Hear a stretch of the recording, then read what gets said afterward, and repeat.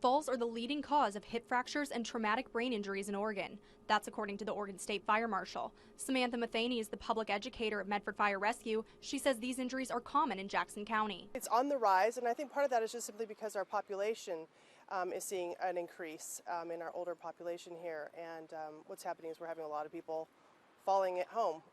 Jackie DeSilva is the trauma coordinator at Asante. She says Rogue Regional Medical Center is constantly rehabilitating an older population after falls. Our number one mechanism of injury that we see is motor vehicle crashes, and our number two injury that we see is elderly falls. Metheny says an older population needs to be extra careful to avoid these injuries. She says the elderly will have a hard time recovering from hip injuries. Their vision is changing, they may be on medication and their reactions may be slower. Things that they can do to help themselves at home is to make sure that, first of all, they're taking care of themselves, making sure that their glasses are, the right prescription, things like that.